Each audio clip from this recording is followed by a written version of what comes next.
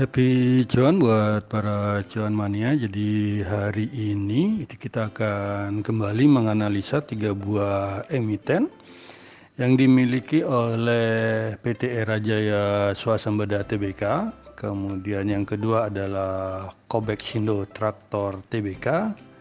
Dan yang terakhir adalah dengan kode GJTL yang dimiliki oleh PT Gajah Tunggal Tbk.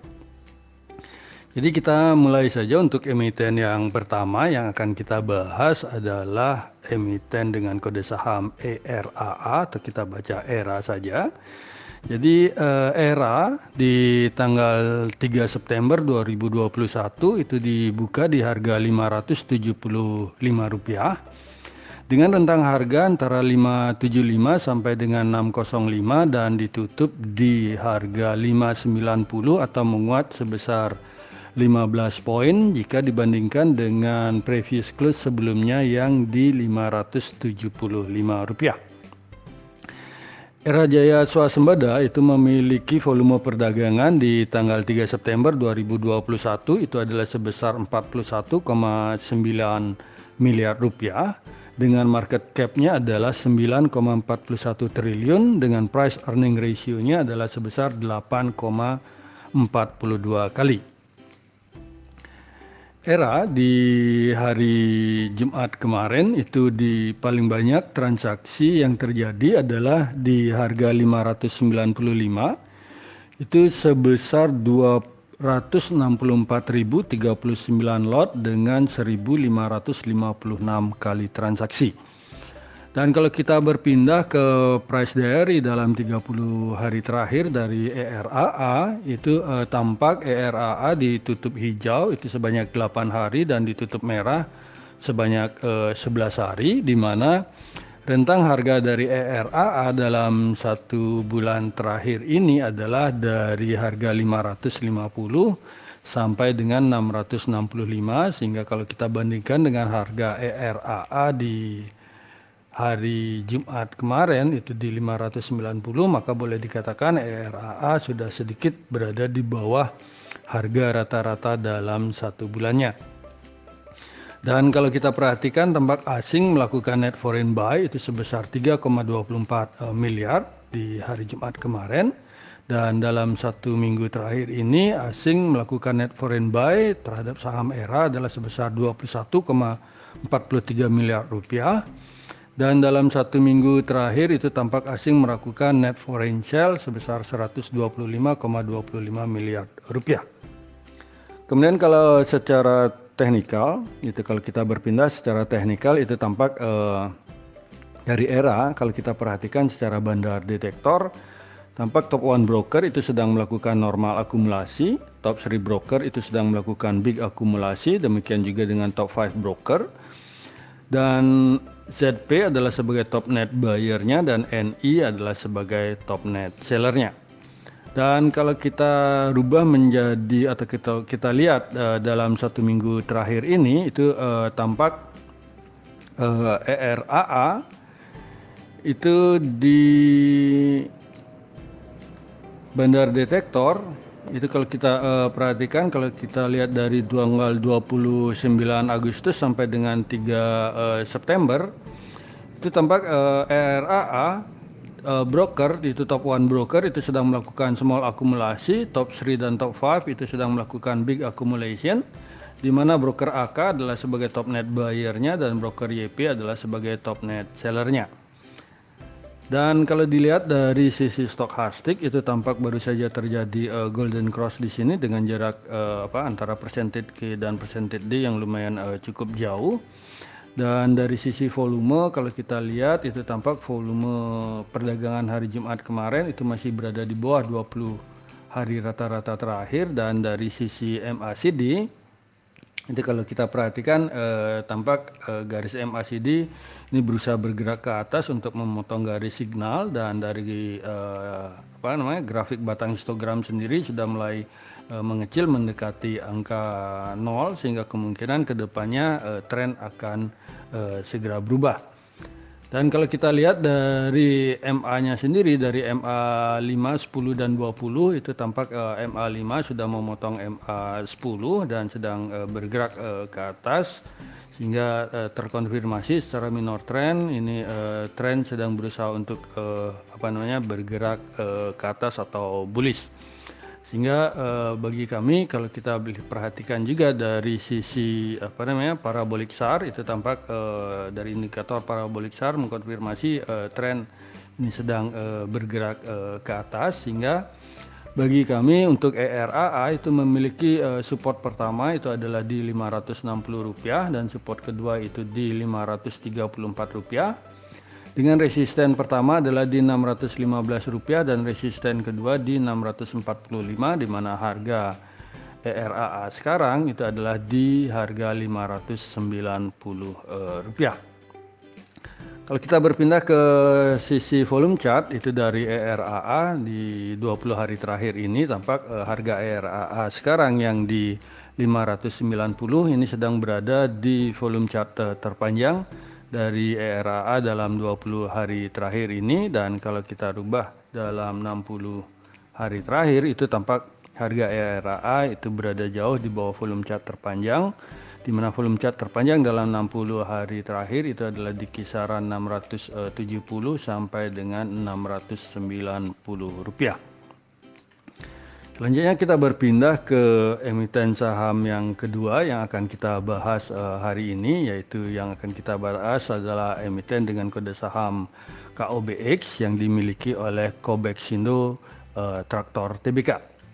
Jadi KOBX itu di hari Jumat kemarin di tanggal 3 September 2021 itu dibuka di harga Rp175 dengan rentang harganya antara Rp171 sampai dengan Rp179 dan ditutup di harga Rp178.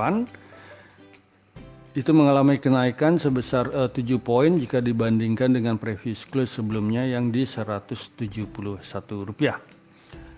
Kobexindo Traktor sendiri memiliki volume perdagangan itu sebesar Rp805,38 juta, itu dengan market cap-nya adalah sebesar Rp404,51 miliar, dengan price earning ratio-nya adalah sebesar 4,58 kali. KOBX sendiri itu paling banyak diperdagangkan di hari Jumat kemarin itu adalah di harga Rp172, itu sebesar 9.005 lot, itu sebanyak 90 kali transaksi.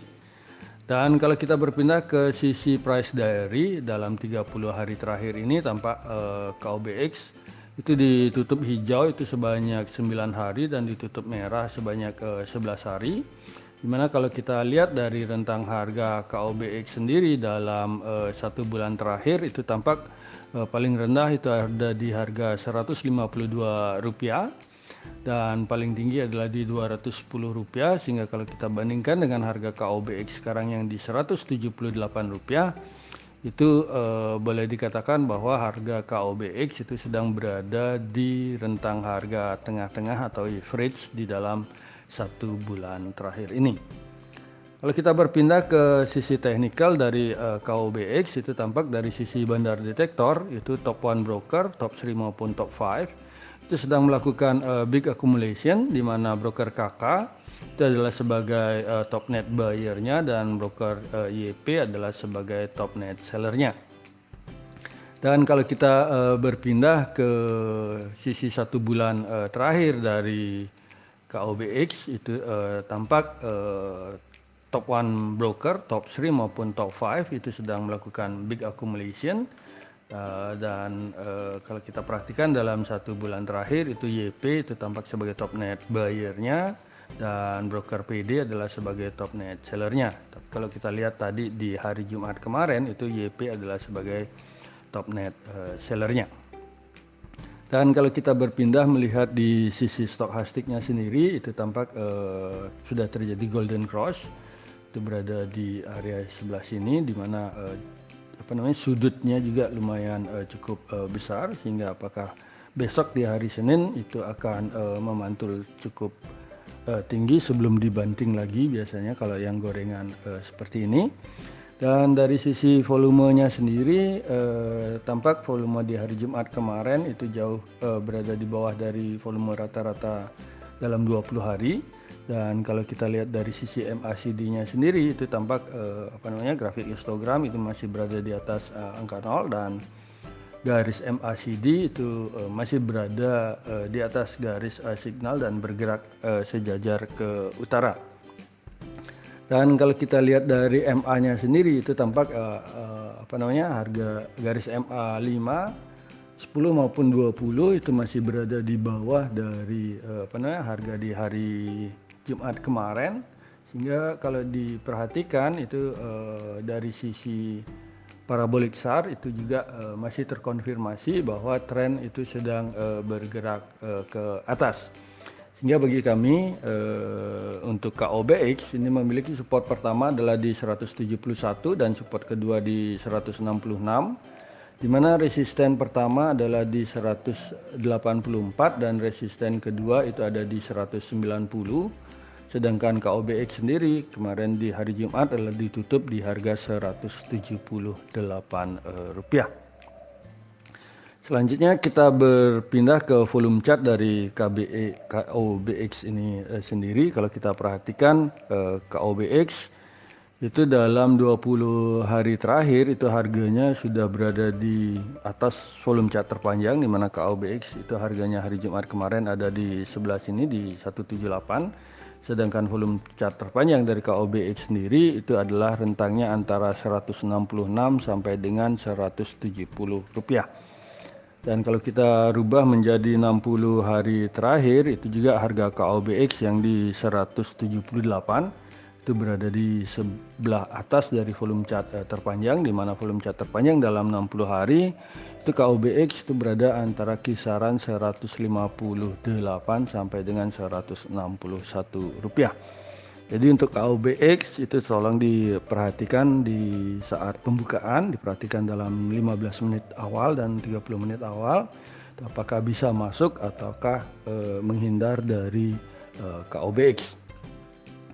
Selanjutnya kita berpindah ke emiten ketiga atau yang terakhir yang akan kita bahas kali ini adalah yang dimiliki oleh Gajah Tunggal Tbk dengan kode sahamnya adalah GJTL. Jadi Gajah Tunggal Tbk itu dibuka di harga Rp770 dengan rentang harganya antara Rp755 sampai dengan Rp770 dan ditutup di harga Rp765 atau sama dengan previous close di hari sebelumnya yang juga di Rp765. GJTL memiliki volume perdagangan itu sebesar Rp2,45 miliar dengan market cap-nya adalah Rp2,67 triliun dengan price earning ratio-nya adalah 13,58 kali. Dan kalau kita perhatikan di hari Jumat kemarin itu tampak GJTL paling banyak diperdagangkan di harga Rp760 itu sebesar 16.131 lot dengan 439 kali transaksi. Dari sisi price diary sendiri itu tampak GJTL ditutup hijau itu sebanyak 6 hari dan ditutup merah sebanyak 7 hari. Jika kalau kita perhatikan di tanggal 27 sebelum dia naik di tanggal 30 itu GJTL ditutup di harga 760 dan di tanggal 19 juga di 755 sehingga para cuannya ini bisa diperhatikan untuk di hari Senin karena harganya sudah mendekati dari harga terendah, sehingga ini bisa kemungkinan untuk dilakukan untuk trading 1 atau 2, 3 hari ini. Dan GJTL sendiri itu memiliki rentang harga dalam 1 bulan terakhir ini adalah paling rendah di Rp745 dengan harga tertingginya adalah di Rp815, sehingga kalau kita perhatikan dengan harga GJTL sekarang yang di Rp765 maka boleh dikatakan GJTL ini sudah lumayan agak murah. Dan asing sendiri tampak melakukan net foreign buy sebesar Rp522,94 juta di saham GJTL pada hari Jumat kemarin. Dan dalam 1 minggu ini tampak asing melakukan pembelian di saham GJTL itu sebesar Rp1,16 miliar dan dalam 1 bulan terakhir itu tampak asing melakukan penjualan itu sebesar 7,47 miliar rupiah terhadap saham GJTL. Selanjutnya kalau kita berpindah ke sisi teknikal dari GJTL, itu tampak dari sisi bandar detektor, top 1 broker itu sedang melakukan big accumulation, kemudian top 3 broker sedang melakukan normal akumulasi, dan top 5 broker itu sedang melakukan small akumulasi. Kan tetapi broker secara general itu sedang melakukan distribusi, di mana broker BK adalah sebagai top net buyer-nya dan broker CC adalah sebagai top net seller-nya. Dan dalam 1 minggu terakhir kalau kita perhatikan dari sisi bandar detektor itu tampak kalau kita perhatikan dari tanggal 29 Agustus sampai dengan 3 September itu kalau kita perhatikan tampak top 1, top 3 maupun top 5 itu sedang melakukan big accumulation, tapi harga bergerak tidak begitu terlalu jauh. Dan kalau kita lihat juga secara general broker dalam 1 minggu melakukan akumulasi, di mana BK adalah sebagai top net buyer-nya dan broker DH adalah sebagai top net seller-nya. Dari sisi stokastik sendiri itu tampak sedang berusaha untuk membentuk golden cross, tapi baru menyentuh saja, belum bersilang secara benar. Sehingga kita harus perhatikan juga di besok hari Senin itu akan bergerak kemana kalau memang seandainya terjadi golden cross. Jadi dari sisi yang sideways dalam 1 minggu ini apakah GJTL akan bergerak ke atas ataukah berlawanan arah. Dan dari sisi volume sendiri itu tampak volume dalam 1 minggu terakhir ini tampak masih di bawah dari volume rata-rata dalam sebulan. Dan kalau dilihat dari sisi MACD tampak garis MACD beriringan bergerak ke atas dengan garis signal, dan untuk histogramnya sendiri itu masih berada di atas angka 0. Dan kalau kita perhatikan dari garis MA-nya sendiri dari moving average, jadi kalau kita perhatikan moving average 5 itu sudah berhasil memotong moving average 10 maupun 20, sehingga terkonfirmasi secara minor trend bahwa GJTL ini sedang akan terjadinya uptrend. Tetapi perlu tetap juga rekan-rekan cuan mania analisa. Dan dari sisi parabolic SAR itu masih terkonfirmasi dalam 1-2 minggu ini bahwa tren masih sedang bergerak ke atas. Tetapi kalau dilihat dari sisi chartnya sendiri tampak ini masih terjadi sideways di dalam 1 minggu terakhir ini. Sehingga bagi kami untuk GJTL ini memiliki support pertama ini agak sedikit dekat, yaitu di Rp735, dan support keduanya adalah di Rp685, sedangkan resisten pertama itu ada di Rp790 dan resisten kedua ada di Rp830. Jadi kalau ingin bermain di GJTL mungkin dicicil untuk melakukan pembeliannya, sehingga kalau sudah berada di kisaran harga support ini mungkin baru dikonfirmasi apakah akan memasukkan dana yang lebih banyak atau tidak. Dan dari sisi volume chartnya sendiri itu tampak GJTL kalau kita perhatikan dalam 20 hari terakhir itu harga sekarang GJTL yang di Rp765 itu tampak sudah berada di atas volume chart terpanjang, di mana volume chart terpanjang dalam 20 hari terakhir adalah di kisaran 750 sampai dengan Rp760.